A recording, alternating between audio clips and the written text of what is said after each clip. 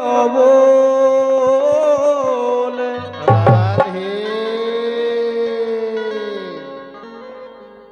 आरे मीठे बोल बोल ओ जी भरे केला रे बास जावे आरे मीठे बोलो बोल जीवन के लान बास जावे आरे मीठे बोलो बोल जीवन के लाने बास जावे आरे मीठे बोलो बोल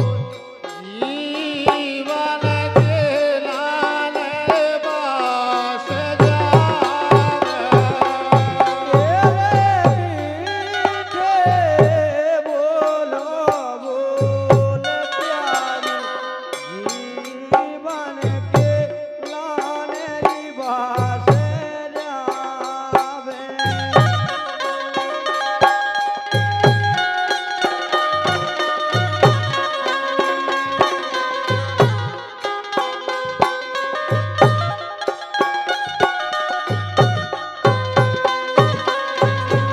और हमारे सम्मानित रिश्तेदार बच्चू यादव जी कंजरा वाले इनके द्वारा 101 रुपये का पुरस्कार आओ तो सम्मानित रिश्तेदार के लाने बहुत बहुत धन्यवाद है। हमारे नरेश यादव और सम्मानित प्रेम अम्मा हतना इनके द्वारा भी ये पुरस्कार है तो नरेश के लाने और प्रेम अम्मा के लाने बहुत बहुत धन्यवाद है। काय आरे कोयल कैसे बोल राधे आरे कोयल कैसे बोल राजा रे बसे रे दे में आरे कोयल कैसे बोल राजा बसे रे दे में तेरे कोयल कैसे बोल राजा हो बसे रे में आरे कोयल कैसे बोल राजा बसे रे में और सम्मानित हमारे रिश्तेदार इनके द्वारा इस 100 रुपये का पुरस्कार हमारे सभी कलाकार के लाने और हमारी नृत्य कलाकारिणी के लाने सबके लाने बांटे गए हैं। उनके लाने बहुत बहुत धन्यवाद है। ढेर सारी शुभकामनाएं के वो है आरे पतरी होती धना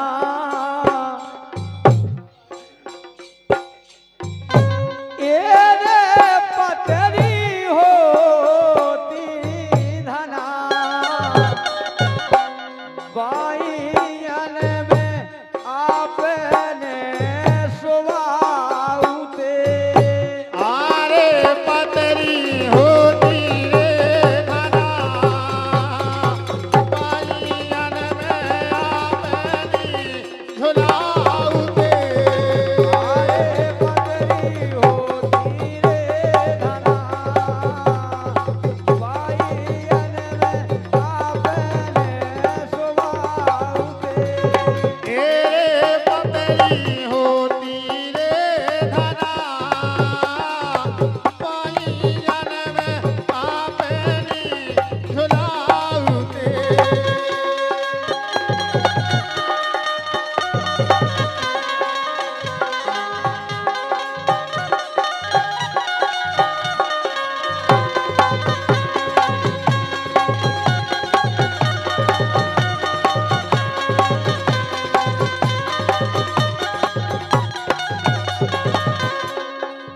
लेकिन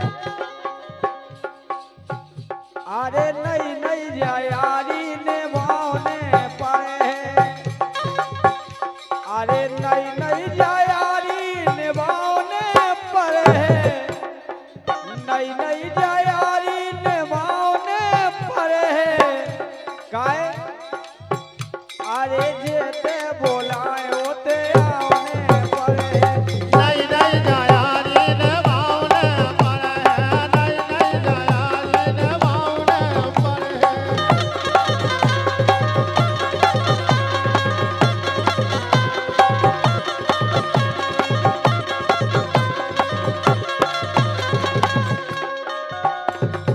क्या बात है ए भाई रे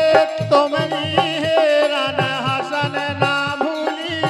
रात नजर में झूली भाई रे तुम्हारी हेरन हसन ना भूली वो रात नजर में झूली भाई रे तुमरी हेरन हसन ना भूली रात नजर में झूली भाई रे तुम्हारी हेरन हसन ना भूली रात नजर में झूली भाई रे तुम हो घर के भले आदमी में मानुष मामूली भाई रे तुम हो घर के भले आदमी में मानुष मामूली भाई रे तुम हो घर के भले आदमी में मानुष मामूली भाई रे तुम्हारी हेरन हसन ना भूली बारात नजर में झूली।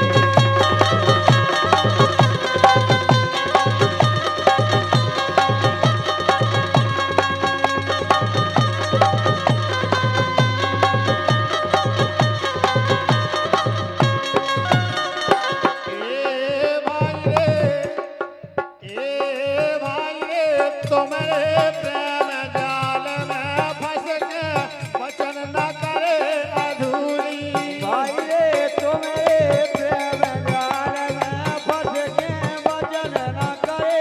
अधूरी। भाई रे तुम्हारे प्रेम जाल में फंस के वचन न करे अधूरी भाई रे तुम्हारी हेरन हसन ना भूली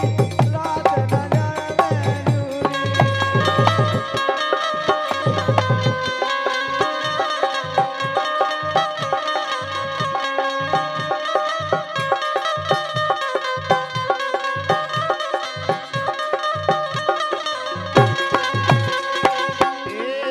भाई रे ईश्वर कात नजर के परतन गज भर छाती पूरी भाई रे ईश्वर कात नजर के पतन जगर भय छाती भूली। भाई रे ईश्वर कात नजर के परतन गज भर छाती पूरी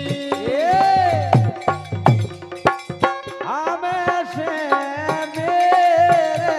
तोड़े ना दाइयो